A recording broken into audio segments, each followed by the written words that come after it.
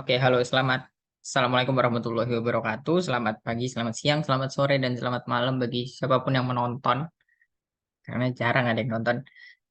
Di sini saya Muhammad Fatahil Al-Farisi dengan NIM G00231111 dari kelompok A1.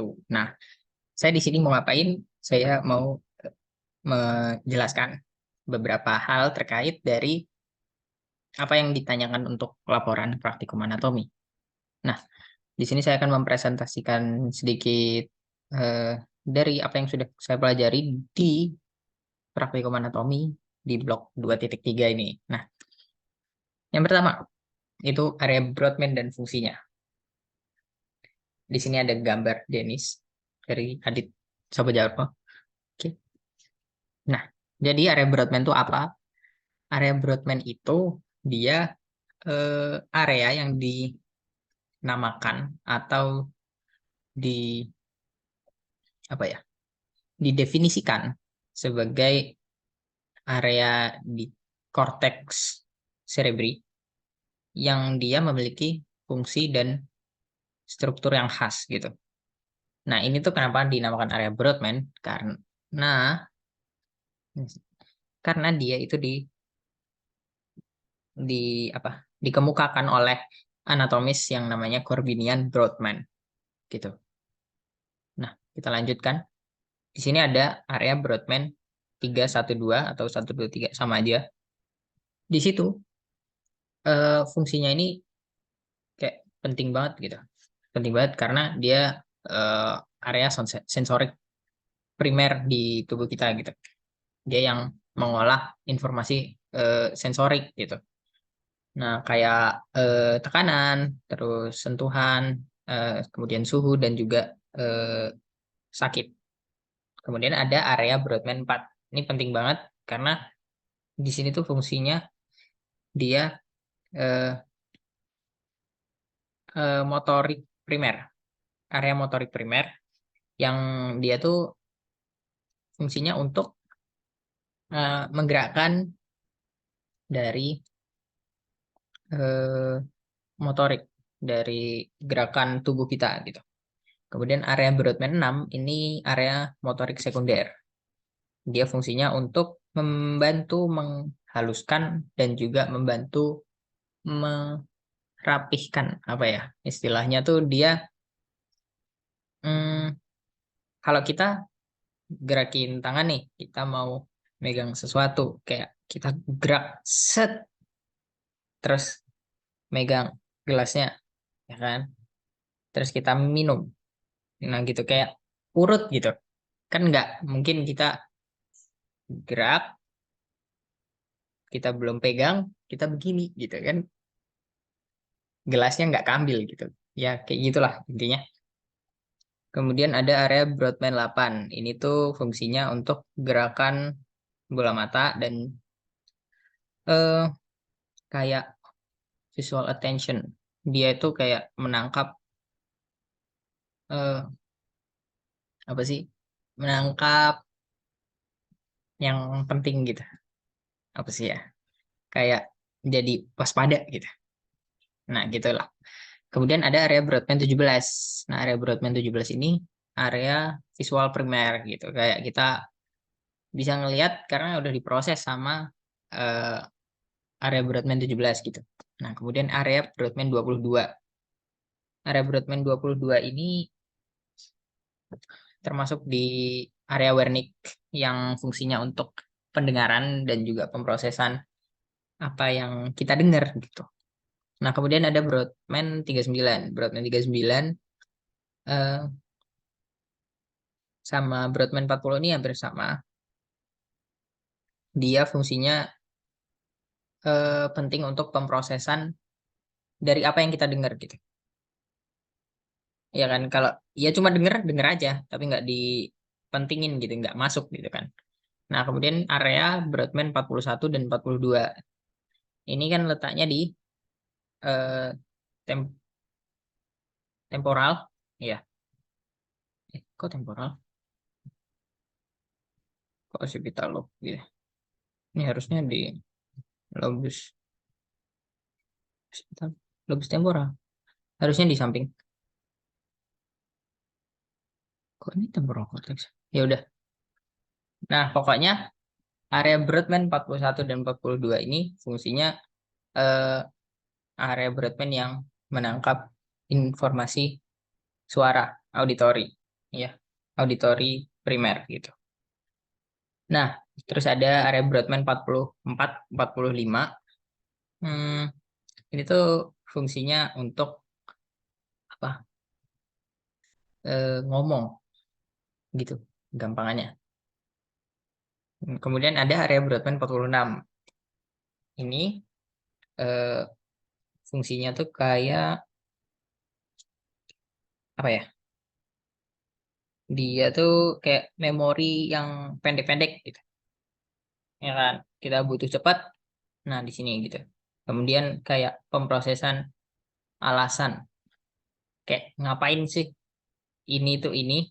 Kayak kenapa kita harus begini gitu. Tapi misal kita mau gerak gitu kan. Mau gerak tadi kan. Nah, area Brodmann 46 ini kayak mikir gitu. Kita mau ngapain gitu. Oh, mau minum. Nah, terus mau minum tuh harus ngapain? Ambil gelas, ambil air gitu. Nah, kemudian area Broadband 47. Nah, area Broadband 47 ini hmm, dia fungsinya tuh kayak apa ya? Buat syntactic processing in language. Kayak kita gimana bisa ngerti bahasa yang sulit gitu. Sama ini juga membantu untuk eh, proses emosional kayak sedih, marah gitu. Oke, lanjutnya ini adalah traktus. Ada traktus yang namanya traktus. Traktus itu apa gitu? Kayak traktus, ya traktus kayak gastrointestinal tract gitu. Kayak jalur lah istilahnya gitu. Sedangkan traktus di sini itu kayak apa yang menghubungkan dari informasi itu dibawanya lewat mana? Lewat traktus ini gitu. Traktus itu ada yang di sini aku mau jelasin yang eh, untuk traktus yang motorik, ya kan? Berarti yang descendant. Nah, traktus motorik ini ada yang direct sama indirect. Nah, indirect itu yang piramidalis, kemudian ada yang ekstra piramidalis. Jadi dia nggak lewat piramidalis, ya kan? Dia lewatnya di luar piramidalis. Piramidalis itu yang ini.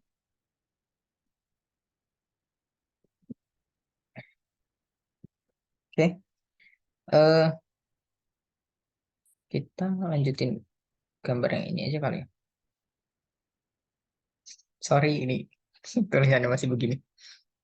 Nah, jadi yang tadi kan aku bilang ada yang traktus piramidalis. Nah, traktus piramidalis itu dibagi ada dua lagi.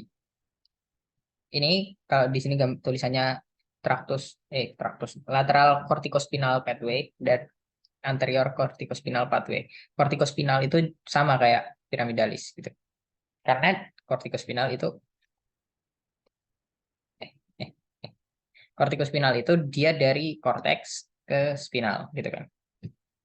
Nah, untuk yang eh, piramidalis yang lateral itu dia akan bersilangan di dekusasio piramid. Dia di medula oblongata. Kalau di gambarnya ada nggak ya? Nah, di sini dia akan bersilangan. Jadi yang kanan akan ke kiri gitu. Yang kiri akan ke kanan. Nah, kalau yang anterior dia itu bersilangannya nggak di piramidnya, tapi di bawah. Dia udah di apa? Medula spinalisnya. Di medula spinalisnya dia akan bersilangan di sini. Nah, kemudian akan dibawa ke lower motor neuron. Nah, kalau yang ekstrapiramidalis itu tadi kan aku jelasin yang piramidal traktus. Itu ada yang lateral sama yang anterior. Lateral maksudnya dia di samping gitu. Yang anterior dia di depan. Nah, kemudian ada yang ekstra piramidalis. Jadi dia nggak lewat piramid, ya kan? Nah, nggak lewat piramid yang tadi mana? Di sini. Nggak ada. Oke, ini bukan hmm, pedunculus. Ya, pokoknya harusnya ada di sini. Nah, dia itu fungsinya apa? Fungsinya untuk ngalusin gerakannya. Kayak ngalusin gerakan yang kita lakuin gitu. Maksudnya ngalusin tuh ibaratnya gini. Kalau traktus piramidalis itu dia yang gas, ya kan? Terus yang traktus ekstra piramidalis itu kopling. Jadi kalau eh, ada gas, misal mobil nih atau motor ya, terserah. Pokoknya pakai kopling. Nah, kopling itu kan kita buat ganti gigi ya, buat ganti gigi namanya, ganti persneling, ya kan? Nah, ganti persneling itu kalau misal kita paksain ganti giginya langsung, krek, habis tuh mesin mati gitu. Nah, sedangkan kopling itu kan dia fungsinya untuk kayak ngelepasin cengkraman dari roda sama mesin gitu lah. Intinya gitu. Nah, maksud dari permisalan itu kayak ekstra piramidalis traktus ini, kalau misal kita gerak, nah gerakannya ini, misal menggenggam deh, misal menggenggam. Nah, kita menggenggam barang. Nah, terus eh, nggak ada yang ngelepasin. Kayak ya udah kita pegang terus. Ya makin lama makin kenceng kan, makin lama makin kenceng gitu. Nah, ya fungsinya ini tuh kayak ya gimana kita megangnya secukupnya gitu. Intinya gitu. Oke, baik lanjut ke stroke. Hmm. Nah, yang mau aku jelasin di sini tuh kayak apa ya? Dari perkembangannya dulu. Perkembangannya itu dia perkembangan otaknya, perkembangan otak dari masa embrionya. Nah, dari masa embrio itu eh dia kan apa ya?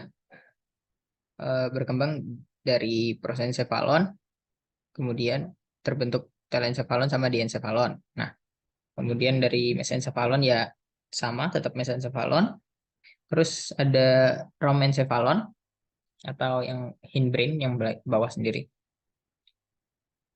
Ada metencephalon sama mielencephalon. Nah, ini yang kemudian nah, telencephalon ini yang jadi cerebrum, eh, hemisfer otak, maksudnya eh, ya otak lah yang kalau kita kelihatan dari luar nih, gitu. Kemudian ada diencephalon itu talamus, hipotalamus, epitalamus, bagian di encephalon. Jadi maksudnya bukan bukan di situ, tapi di antara. Tapi itu bahasa Latinnya sih. Nah, kemudian ada mesencephalon. Mesencephalon ini dia akan jadi mesencephalon yang di bagian eh, apa brainstem, batang otak, nah, batang otak gitu. Sorry. Nah, kalau dari neural kanalnya ya telencephalon itu yang lateral ventricle yang dari awalnya gitu, kemudian terus ventricle, kemudian ke port ventricle, kemudian ke central kanal di medulla spinalis. Nah, ini kan tadi encephalon itu kan ada tiga bagian utamanya. Ada cerebrum, itu bagian otak yang kalau kita bayangin otak tuh, nah itu gitu kebayang otak gitu. Nah, terus ada truncus cerebri. Truncus cerebri itu ada mesencephalon, kemudian ada pons dan juga dalam medulla oblongata. Kemudian ada cerebellum. Cerebellum itu otak kecil. Kita nggak kebayang biasanya. kalau ngomongin cerebellum akan sih. Nah, tapi di sini nanti ada penjelasannya sedikit gitu. Cerebellum itu otak yang kecil. Nah, oke. Tapi kita pause dulu karena aku